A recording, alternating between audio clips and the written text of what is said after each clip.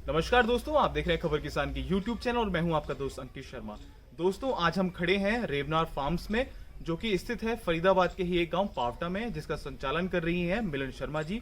और मिलन शर्मा जी ने एक काफी अच्छी मुहिम के तहत यहाँ पर गाय के गोबर से ईंटें बनाई हैं। तो ये ईंटें कैसी उन्होंने बनाई हैं और क्या है इसकी पूरी प्रक्रिया, आज हम जानते हैं मिलन शर्मा जी से। बहुत बहुत स्वागत है आपका हमारे यूट्यूब चैनल पे। तो मैम ये बताइए, सबसे पहले ये जो ईंटें हम देख रहे हैं, ये कैसे निर्मित हुई हैं और इसका क्या पूरा प्रोसेस क्या रहता है? बिल्कुल, मैं सभी को इस बारे में बताना चाहूँगी कि गोबर इससे पहले के कैसे बनती हैं। पहले कुछ और बताना चाहूँगी कि हम लोग कभी भी सोचते हैं डेयरी फार्मिंग या पशुपालन, गाय पालना, तो उसको केवल एसोसिएट करते हैं दूध से। जी। और आप भी जानते हैं, बहुत सारे और लोगों का भी इससे मैंने सुना है कि खाली दूध का व्यवसाय कोई करने बैठे और साथ में पशु पाले तो वो हमेशा बेचारा पिट जाता है, मार खाता है, घाटे में रहता है। पर लोग ये नहीं सोचते कि खाली दूध ही जरिया नहीं है। गाय हमें केवल दूध नहीं देती, और हम जब कहते हैं कि हम गाय पाल रहे हैं वो गलत है। गाय हमें पालती है पर हम समझ नहीं पाते। गाय के और भी बहुत सारे जो वो हमें जो सब कुछ देती है, उनके एक एक चीज़ हमारे लिए काम की होती है। दूध तो है ही, जो कि आप जिससे कि स्वास्थ्य अच्छा रहता है, हम खाते पीते हैं। उनका जो गोबर है और गौमूत्र, उससे भी हमारे स्वास्थ्य पे बहुत अच्छा प्रभाव पड़ता है। जी।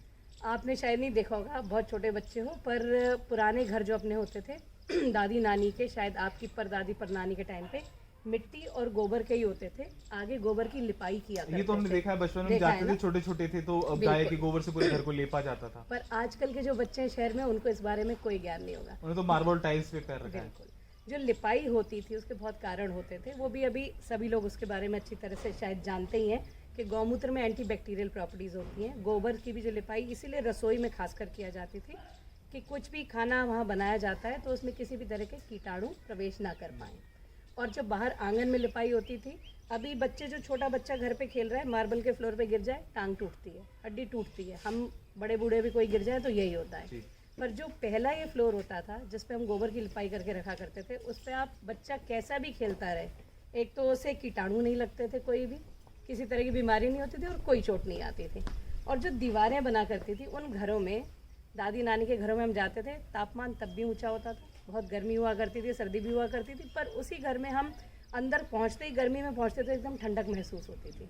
वो किस लिए थी? वो सब इसी गोबर और मिट्टी का कमाल था, जो उस टाइम जिनकी ये दीवारें बना करती थी। अभी ये जो गोबर से बनी हुई ईंटें हैं आपके सामने, इनके जब हम घर बनाते हैं, इनके साथ ही साथ वैदिक प्लास्टर भी अब मार्केट में अवेलेबल है, जो कि गोबर से बनता है। तो इनमें और उस वैदिक प्लास्टर में कहीं से भी किसी सिंथेटिक प्रोडक्ट का या सीमेंट का कोई उपयोग नहीं होता। ये गोबर है या मिट्टी है या चूना है, इसका इस्तेमाल होता है। तो ये जो ये प्रॉपर इंसुलेशन का काम करती हैं, आज के दिन में भी वही काम करती हैं जो पहले करती थी। और जो इंसुलेशन तो है कि गर्मी में इससे बनी हुई दीवारें जिस पे वैदिक प्लास्टर हुआ है, और अभी रिसेंटली बहुत न्यूज़ में था वैदिक पेंट जी, वो भी आ गया है, खादी ग्राम उद्योग की तरफ से लॉन्च किया गया। बिल्कुल। जब तीनों चीज़ का कॉम्बिनेशन है तो आप सोच सकते हो कि घर में कितनी बढ़िया इंसुलेशन रहेगा। सर्दी में आपका घर ठंडा नहीं होगा, गर्मी में आपका घर गर्म नहीं। अच्छा, अब बात करें इकोनॉमिकली, तो ये जो हम देख रहे हैं, ये जो गाय के गोबर से बनी ईंटें हैं, तो लगभग ये कितना खर्चा आता है होगा? एक ईंट पे कितना खर्चा आता है? अगर कोई गौशाला अपनी चलाता है या किसी के पास अपनी खुद की गाय है, अगर वो बनाना चाहता है इस तरीके की ईंटें, तो वो कैसे बना सकता है? जिसके पास अपनी खुद की गाय है उसे तो ज़रूर ही ये बनानी चाहिए। उसको तो, चूँकि जो गोबर है जितना आप खेत में डाल रहे हैं, उसके अलावा गाय मान लीजिए दूध से हट भी जाती है, पर गोबर गौमूत्र तो पूरी ज़िंदगी हमें देती हैं, बैल भी देते हैं। तो उन गायों के, देसी गाय के गोबर में कुछ और तत्व मिलाए जाते हैं, लवण मिलाए जाते हैं, जिसमें मेन है लाइम।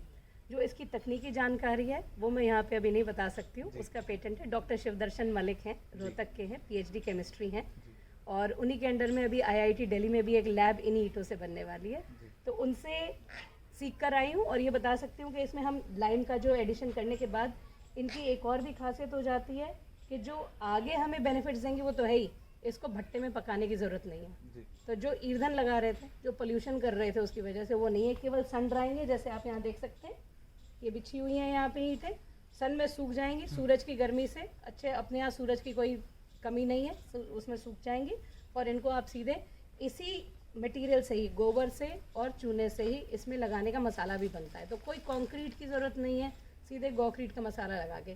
तो आप सोचिए कि कीमत केवल जो मुझे बाहर से चूना लाना है उसकी और अपनी लेबर। कहते हैं कि फिर जैसे आपकी बातों से पता चल रहा है, एक तो इकोनॉमिकली ठीक है, इकोनॉमिकली अच्छी है, और उसके अलावा इको फ्रेंडली भी है। इको फ्रेंडली तो है ही जी। अच्छा, एक चीज और कि लगभग इसकी जो अगर बात करते हैं, जो भी हम मटेरियल बाहर से जो हम बाजार से जो ईंटें लेके आते हैं, लाल वाली जो ईंटें होती हैं, तो उसकी एक सर्टेन एक एज होती है कि उसके बाद वो खराब होने लगती हैं, ईंटें अपने आप ही अपना जगह छोड़ने लगती हैं। तो इसकी क्या एज रखी गई है, मतलब ये कितने दिन तक सही चल पाएगी? उम्र में ये उन्हीं के बराबर है, पर बहुत खास चीज़ है यहाँ पे, उन ईंटों का मकान जब आप उसको तोड़ोगे जी। तो आप 70% केवल प्रदूषण कारक चीज़ें ही छोड़ोगे, कचरा ही निकालोगे। इस ईंट का मकान जब आप उसे, हम बोले इस मकान को उधेड़ोगे, ये उधेड़ के जैसे ऊन होती है कि दोबारा बुन सकते हो, उधेड़ के वापस मिट्टी में आपको गोबर और मिट्टी वहीं मिल जाएगी और आपके लिए बल्कि एक खाद बन जाएगी। अच्छा, इसमें जैसे ही गाय के गोबर से बनी है, तो अक्सर लोगों के मन में ये धारणा रहती है, मैंने नेट पे भी काफी सर्च किया था, तो लोग ये कहते हैं कि इसमें दीमक लग भी सकती है, दीमक का लगने का भी इसमें कुछ चांसेस है, ऐसा कभी एक्सपीरियंस हुआ है आप लोगों को? देखिए, अभी जो पुराने मकान अपने बनते थे उनमें कभी दीमक देखी नहीं गई है, सुनने को भी नहीं आता, सुनने को भी नहीं आता था, क्योंकि जो गौमूत्र और गोबर की अपनी प्रॉपर्टी है कि इन कीटाणुओं को, माइक्रो ऑर्गेनिज्म से लेकर के बड़े मच्छर, मक्खी, दीमक, इन सबको थोड़ा दूरी रखती है। जो दीमक है वो कच्चे गोबर पे अट्रैक्ट होती है। खेतों में भी हम जहाँ दीमक का इन्फेस्टेशन होता है वहाँ गड्ढा खोद के उसमें गोबर और गुड़ डाल देते हैं, तो सारी दीमक आके उसमें इकट्ठी हो जाती है। पर ये खाली कच्चा गोबर नहीं है, ये पूरी तरह से सूखा हुआ, और जैसा बोला कि कुछ लवड़ इसमें जो मिलाए हैं, उसके बाद ना तो इसमें दीमक लगती है, और इसका ये भी टेस्ट कर चुके हैं, इसका चूल्हा बना के उसमें हमने खाना पकाया, अंदर लकड़ी जल रही थी और बाहर जलती हुई लकड़ी के साथ ही मैंने बाहर हाथ रखा, बिल्कुल भी गर्म नहीं था।